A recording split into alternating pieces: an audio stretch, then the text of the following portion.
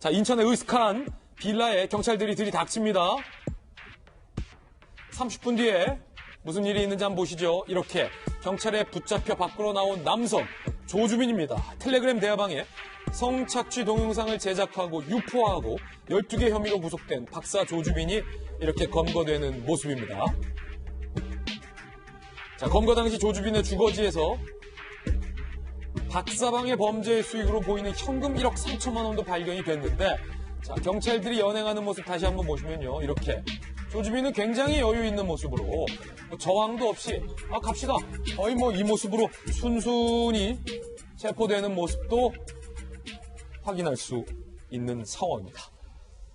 장영 교수님, 물론 이 짧은 CCTV 영상이 많은 것을 알려주지는 않지만 그래도 굉장히 당황스럽고 황당하다라는 인색을 받은 건 조주빈이 체포되는 영상 봤는데 그냥 순순히 갑시다. 순순히.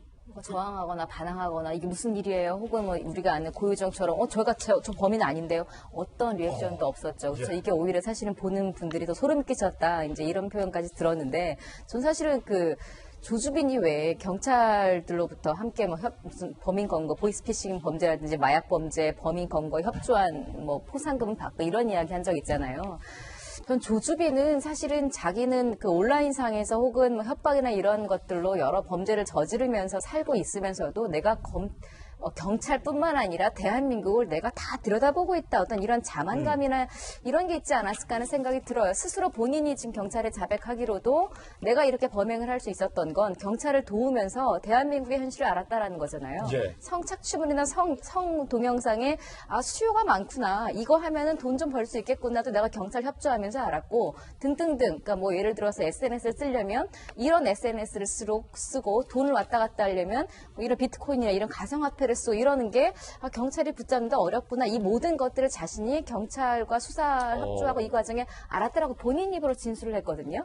이런 것들도 숨기지 않고 술술술 다 부는 것 자체가 그냥 조주빈이라는 자꾸 제가 아이라는 성인 같지 않은 아이라는 표현을 쓰는데 조주빈 씨 저는 대한민국 자체를 우습게 보는 것 같아서 경찰이 와서 붙잡아 가건 뭘 하건 일반인들 같으면 무섭거나 공권력이 왔고 내가 이제 큰일 났구나 이런 게 아니다라는 생각이 사실은 저는 한 단계 더 우리가 이해할 수 없는 인물일 수도 있겠다라는 저는 우려까지 좀 들었습니다. 굉장히 예리한 분석 주셨습니다. 저희 제목을 잡힌 순간 풀어준 순간이라고 말씀드렸잖아요. 잡힌 순간 보셨으니까 풀어준 순간도 한번 보실까요? 논란이 되고 있는데 종근당 그룹 회장의 장남 이모 씨가 여성들과 성관계한 영상을 몰래 찍어서 SNS에 이른바 유포를 했는데 풀어줬어요, 법원이. 성관계 몰카 유포, 종근당 회장 장남 석방. 종근당 회장 장남 이 씨, 여성 3명과 성관계 영상을 촬영하고 몰래 찍었어요. SNS에 영상을 게시하는 대법원까지. 이거 범죄입니다. 몰래 찍고 그거를 유포했잖아요. 이건 범죄예요. 경찰이 지난달 31일 성관계 불법 촬영 유포 혐의 구속영장을 청구했는데 법원이 구속영장을 기각했습니다.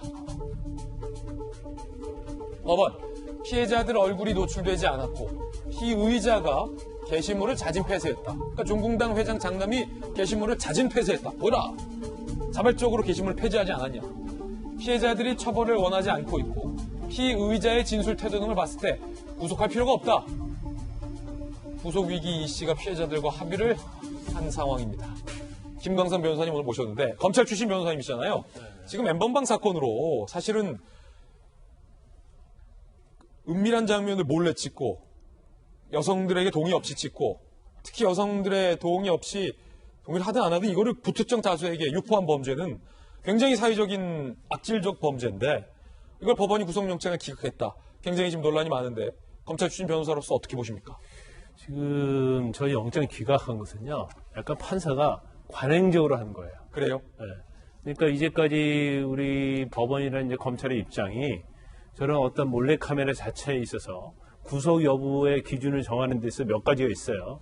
첫 번째가 몰래카메라 촬영했는데 피해자 얼굴이 나왔느냐 나오지 않았느냐. 피해자 얼굴이 나온 것은 엄청난 피해자의 피해를 입힐 뿐만 아니라 유포가 됐을 때 그건 정말로 제지할 수 없는 부분이죠. 두 번째는 피해자하고 합의를 했느냐 안 했느냐. 그래서 피해자하고 어떤 대부분 보면 합의 과정을 보면 유자를 주고 이제 합의를 하잖아요. 그래서 피해자가 합의를 한 경우에 있어서는 굉장히 관대하고, 이제 세 번째는 그것이 과연 유포되었느냐 안 되었느냐, 아니면 자진 폐쇄를 했느냐 안 했느냐. 이제 그 관점에서 지금 저 법원 지금 판사는 영장을 기각한 건 맞거든요. 예. 근데 우리가 지금 이제까지 너무 과거에 좀 머무르고 있다는 생각이 들어요. 그래서 관행적으로 저런 식으로. 그러니까 우리 과거에는 굉장히 어떻게 보면 성에 대한 인지 감수성이 없는 거예요. 그래서 애를 건데 아주 그전에는 마치 뭐 술을 먹고 여자의 의사에 반해서 성관계를 했음에도 불구하고 그걸 마치 합의해서 한 것처럼 예. 그렇게 주장을 하고 또 그것이 지금도 영장 기각된다는 거예요? 법원에서 받아들인 건 꽤 많거든요. 예. 근데 그런 것처럼 어떤 성인지에 대해서는 이제 과거에 머무르고 있다는 거죠. 아니 그럼 지금도 김관삼 변호사님 네. 몰래카메라 찍어서 SNS에 유포하고 피해자랑 합의하고 자진해서 지우고 여성 얼굴 안 나오게 하면은 구속 안 되는 거예요? 거의 대부분 영장이 기각되죠. 그 잘못된 거 아닙니까? 발부된 사례가 아주 예외적으로 발부가 되는 거예요. 그래서 예. 저도 이제는 이제 방송에 나와서 여러 번 얘기를 했지만 예. 저거 자체를 단순히 합의를 했다든가 아니면 얼굴이 나오지 않았다든가 그거에 방점을 두고 어떤 법을 집행한다거나 운영하면 안 되는 거죠. 그래서 예를 들어서요. 합의했어요. 자진 삭제했어요. 그런데 이 인터넷이랄지 SNS의 어떤 특징이 있잖아요.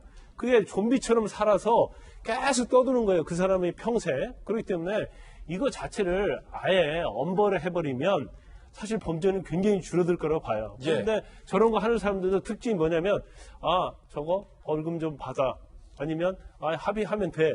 그런 생각하니까 끊임없이 하는 거거든요. 그래서 이제는 이제 우리가 또 법원이 됐건 검찰이 됐건 좀 인식을 좀 바꿀 필요가 있다. 이런 생각이 듭니다. 예. 그런가 하면 N번방 사건과 관련돼서 이 N번방 이용자들이 디지털 장의사를 찾았다고 합니다. 디지털 장의사 1호 김호진 대표 개인의 디지털 흔적을 지워주는 작업이라고 그래요. 지난달 21일부터 열흘 동안 N번방 참여자 45명이 연락해 왔다.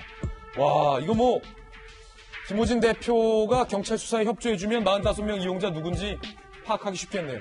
얼마나도 좋으니 N번방 기록 좀 지워달라. 직장과 가정이 있어서 공개되면 힘들다고 연락 왔다. 내가 딸을 둔 아빠로서 N번방 의뢰는 다 거절했다.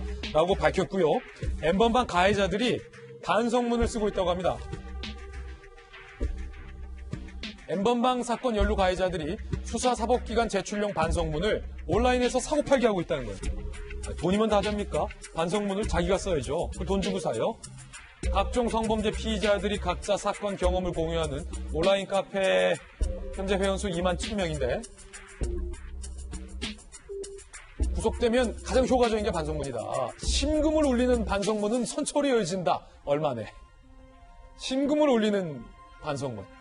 불우한 가정환경, 집안 사정 1,000원에서 5만 원 선에 거래가 되기도 한다. 판사님도 하셨잖아요. 네. 변호사님. 디지털 장의사를 찾는 사람들이나 반성문을 심금을 울리는 반성문을 돈 주고 사는 사람들이나 같은 사람들이다. 라는 생각이 들어요. 사실 이제 판사는 정말 반성하는 사람은 조금 이제 감형해주고 싶은 그런 마음이 들게 마련이잖아요. 그런데 이제 아까 디지털 장의사 같은 경우는 이거 증거 인멸입니다. 그러니까 만약 이게 들키는 경우는 오히려 구속영장 발부 사유가 되는 거고요. 그렇군요. 예, 그래서 오히려 딱 걸릴 수가 있다는 거 굉장히 위험한 그런 거라는 거 말씀드리고 싶고, 그다음 반성문 같은 경우는 사실 정말 마음에서 우러나서 쓰는 걸로 판사도 읽는데 이제 보니까 심금을 울리는 반성문 5만 원. 카페에 뭐 예. A 양식, B 양식 해가지고 자기들이 그냥 이렇게 썼더니 효과가 있더라 이런 것들을 뭐 자기소개서 돌아다니듯이 그런 식으로 해가지고는 이건 아주 충격적입니다. 예. 판사님들도 정말 이 반성문에 이제 속아서는 안 되겠어요. 요즘 수용자들이 판사대 심금을 올리기 위해서 하루에 뭐 한 장, 두 장씩 계속 반성문 제출하는 사람들이 있다는 거거든요.